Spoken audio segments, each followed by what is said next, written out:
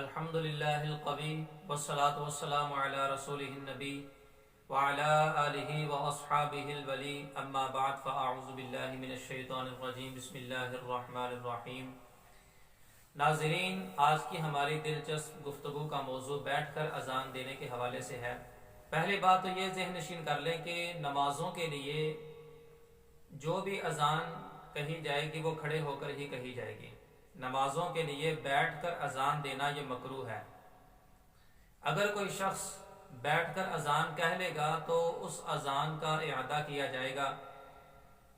ہاں، اگر کوئی شخص سفر کے اندر ہے اور سفر کے اندر اذان کی حاجت پڑ جاتی ہے تو اس صورت کے اندر سواری کے اوپر ہی اذان کہنے کی اجازت ہے۔ چنانچہ مفتی امجد علی اعظمی رحمۃ اللہ علیہ بہار شریعت اذان کے باب کے اندر مسئلے کی صراحت کرتے ہوئے فرماتے ہیں، بیٹھ کر اذان کہنا مکروہ ہے اگر کہیں اعادہ کرے، مگر مسافر اگر سواری پر اذان کہہ لے تو مکروہ نہیں۔ لہٰذا اس کے علاوہ کسی شخص کو بھی اجازت نہیں ہے کہ وہ بیٹھ کر اذان کہے۔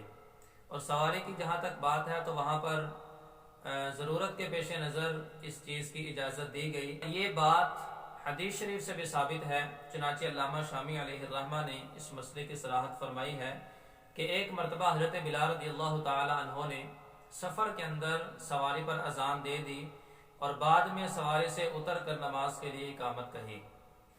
اور دوسری صورت اس کی بھی وضاحت علماء نے فرمائی ہے کہ اگر نمازوں کے علاوہ کسی اور مقصد کے لیے اذان کہی جائے، مثال کے طور پر تعلیم و تعلم کے لیے اور گھر کے اندر خیر و برکت کے لیے یا اپنی ذات تک سننے کے لیے اگر کوئی شخص بیٹھ کر اذان کہتا ہے تو ایسی صورت کے اندر اس کے لیے بیٹھ کر اذان دینا یہ جائز ہے۔ ان مقاصد اور ان کاموں کے لیے انسان کے لیے کھڑا ہونا یہ ضروری نہیں ہے اور نہ ہی اس کا یہ فعل مکروہ کہلائے گا۔ اس مسئلے کی بھی صراحت علامہ ابن نجیم علیہ الرحمہ اور علامہ شامی نے فتاوی شامی کے اندر صراحت فرمائی ہے۔ بہرحال اللہ تعالی ہم سب کو علم نافع عطا فرمائے۔ الآن انا ابین بمسألة هذا من الكتب العربیہ۔ قال العلامہ شمس الدین تمرتاشی فی تنویر الابصار قال ويستقبل القبلة بهما أي في الأذان والإقامة۔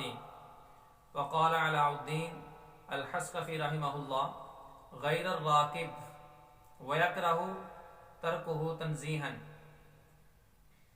قال العلامة الشامي في تحت العبارة غير الراكب قال عبارة الإمداد إلا أن يكون راكبا مسافرا لضرورة السير، لأن بلال رضي الله عنه أذن وهو راكب ثم نزل وأقام على الأرض، ويكره الأذان راكبا في الحضر في ظاهر الرواية۔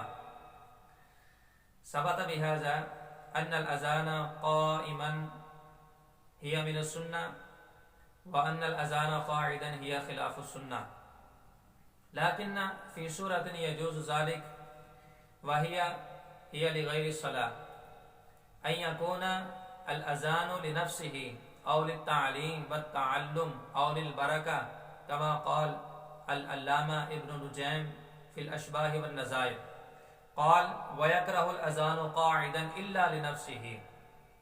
ثبت بهذا أن الأذان قاعدا لا يكره مطلقا، والله أعلم بالصواب، والسلام على من اتبع الهدى۔